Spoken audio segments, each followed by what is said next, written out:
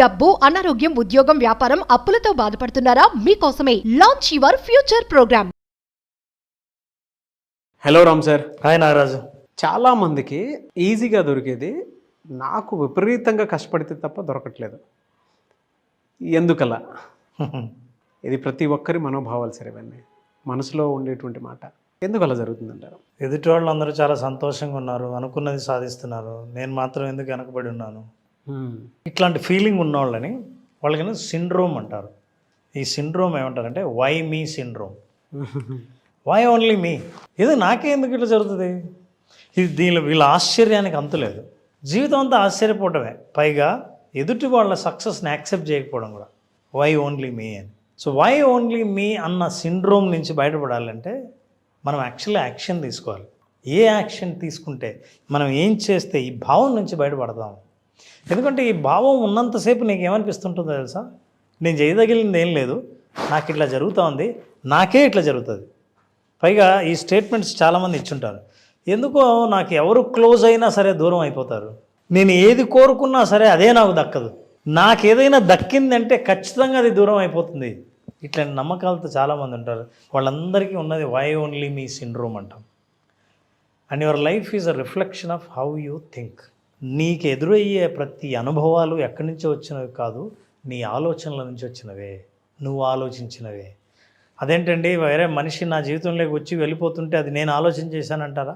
నేను ఎట్లా ఆలోచిస్తాను? నేను ఇట్లాంటి నెగిటివ్గా ఆలోచిస్తే మరి నాకు పాజిటివ్ జరగలేదని నేను ఎందుకు కంప్లైంట్ చేస్తాను అని చాలామంది మాట్లాడతారు. కానీ what they need to understand is that your external world is a mirror. జాగ్రత్తగా గమనిస్తే నీ మనస్సు లోపల ఉన్న నీ ఆలోచనలు, నమ్మకాల యొక్క ప్రతిబింబమే బయట ప్రపంచం. అంటే ప్రతిసారి బయట ప్రపంచం మీకు ఏం చెప్తుందంటే, మీరు ఏం నమ్ముతారో ప్రతిసారి దాన్ని ప్రూవ్ చేస్తూ ఉంటుంది. మీకు ఎదురయ్యే అనుభవాలు, చేదు అనుభవాలు కానీ మంచి అనుభవాలు కానీ, అది మీరు నమ్ముతున్నారు కాబట్టి మీకు అది కనిపిస్తోంది. ఉదాహరణకి ఈ ప్రపంచం అంత పెద్ద 3D వరల్డ్ అనుకుందాం. 3Dలో నువ్వు చూసే దృశ్యం ఏంటంటే ఎక్కడిదో కాదు, ఇక్కడి నుంచి వచ్చిన దాన్ని ప్రొజెక్ట్ చేస్తే చూస్తున్నదే ప్రపంచం నువ్వు చుట్టూ చూస్తున్నావు. సో ఈ దృశ్యం ఎక్కడి నుంచి వచ్చింది? లోపల నుంచి వచ్చింది, మనకు తెలియదు అది. సో లోపల పిక్చర్ మారితే ప్రొజెక్షన్ మారిపోతుంది. ప్రొజెక్షన్ మారాలంటే లోపల పిక్చర్ మారాలి. పిక్చర్ మారాలి అని అంటే నీ నమ్మకాలు మారాలి. ఏం నమ్మకాలు మారాలి? Life is showing you back your deepest core beliefs. నీకు లోపల సబ్కాన్షియస్లో ఉన్న కోర్ బిలీఫ్స్ని అది ప్రొజెక్ట్ చేస్తూ ఉంది. ఎట్లా ప్రొజెక్ట్ చేస్తుంది? నా లోపల బిలీఫ్స్ని ఎట్లా కనపడుతున్నాయి? ఉదాహరణకి ఒక కేసు తీసుకుందాం. For example, A person who is a unsecured person. వాడికి మనిషి తనకు కూడా ఇన్సెక్యూరిటీ ఈజ్ వెరీ స్ట్రాంగ్, అంటే అభద్రతా భావం ఉంటుంది అనుకుందాం. తన గురించే మనిషి అట్లా కూర్చొని ఉంటాడు.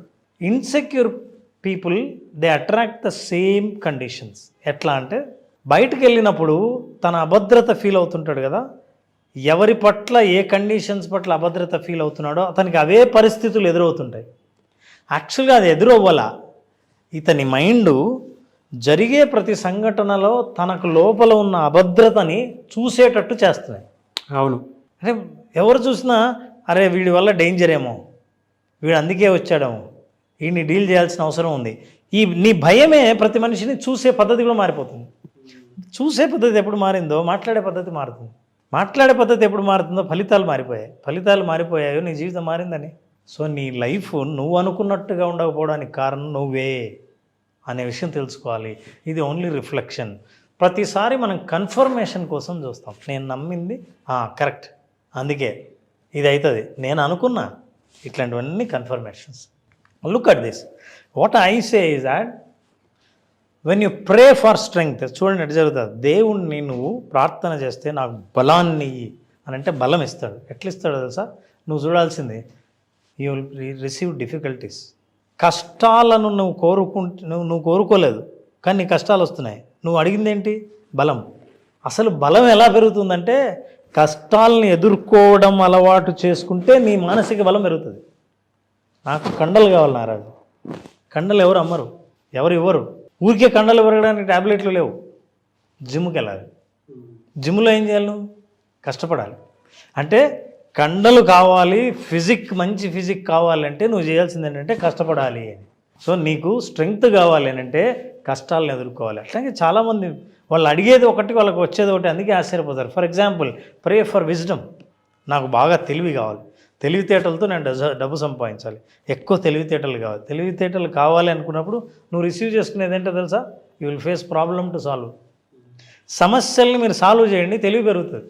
ఇట్లాంటి సమస్యలు 4-5 చూస్తే ఓహో సమస్యలు ఇలా ఉంటాయా, ఎలా సాల్వ్ చేయాలా అని నీ తెలివి పెరుగుతుంది.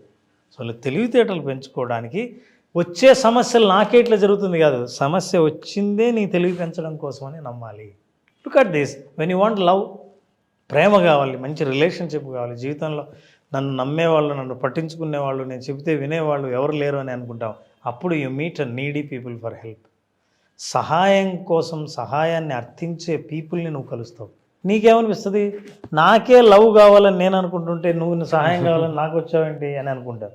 నువ్వు వాళ్ళకి సహాయం చేస్తే, వాళ్ళు ఆనందపడితే, ఆ ఆనందం ముఖంలో నుంచి రిఫ్లెక్ట్ అయితే మీకు ప్రేమ అంటే ఏంటో తెలిస్తే అప్పుడు మీకు ప్రేమ పరిచయం అవుతారు. అప్పుడు now you will become a form of love. నా స్టోరీ చెబుతా, అంటే ఏం జరిగినా నీకు ఎందుకు జరుగుతుందో నీకు తెలియదు. ఓ యాత్రికుల బస్సు పోతుందంట. యాత్రికులు అందరూ కూర్చున్నారు. 2 రిటైర్ అయిపోయిన తర్వాత వృద్ధ దంపతులు అట్లా ప్రపంచం అంతా చుట్టి రావాలని వాళ్ళు కూడా కూర్చున్నారు బస్సులో. బస్సు ఒక చోటకు వెళ్ళి ఆ కొండ ప్రాంతంలో పోతా ఉంది, ఒక చోట ఆగిపోయింది. ఎంత స్టార్ట్ చేసినా స్టార్ట్ అవ్వలేదు. ఎవరో అన్నారు, ఎక్కడో బ్యాడ్ లక్ ఉంది బస్సులో, అన్లక్కీ పీపుల్ ఎవరో ఇక్కడ ఉన్నారు, వాళ్ళు దిగిపోతే తప్ప ఇది బస్సు స్టార్ట్ కాదు. అందరూ ఒకరి ముఖాలు ఒకరు చూసుకున్నారు. వస్తే నేనేం కాదు అని అందరు, ఎవరు నేను బ్యాడ్ లక్ అని ఎందుకు దిగుతారు? ఎవరు దిగట్లేదంట. సో ఒక్కొక్కరిని దింపడానికి ట్రై చేసి ఒక్కొక్కరిని దింపితే బస్సు స్టార్ట్ అవ్వలేదు. ఈ వృద్ధ దంపతుల్ని దింపుతూనే బస్సు స్టార్ట్ అయింది. బస్సు వెళ్ళిపోయింది. వాళ్ళిద్దరు ఆగారు. బస్సు ముందరికి పోయింది. వెళ్తూనే కొంచెం దూరం పోతూనే ఆ కొండల్లోంచి పెద్ద బండరాయి దొర్లుకుంటూ వచ్చి ఆ బస్సు మీద పడి అందరూ చచ్చిపోయారు. ఇప్పుడు ఎవరు దురదృష్టవంతులు? ఇంకా దీని తర్వాత ఉంది, భర్త అన్నాడంట, మనం ఆ బస్సులో ఉండాల్సిందే. అదేంటండి అట్లా అంటారు? యాక్సిడెంట్ అయింది కదా, మనం ఆ బస్సులో ఉండాల్సింది అంటారు. ఏంటంటే మనం బస్సులో ఉంటే స్టార్ట్ అయ్యేది కాదు కదా, ముందుకు వెళ్ళేవాళ్ళు కాదు కదా, అందరూ బతికిండేవాళ్ళు కదా. అందుకే మీ జీవితంలో జరిగే సంఘటనలు ఎందుకు జరుగుతాయి, జరిగిన వాటికి ఒక మీనింగ్ ఉందని నువ్వు నమ్మితే, నువ్వు ఫేస్ చేసే ప్రతి సంఘటన వెనక ఒక అర్థం ఉంది, అది నువ్వు కోరుకున్నది నీకు దక్కడానికి ఇది జరిగిందని నువ్వు నమ్మితే అన్నీ సాధించడం మొదలు పెడతాయి. అందుకే అప్సెట్ అవ్వకుండా believe in this nature, believe in your life, believe in your self.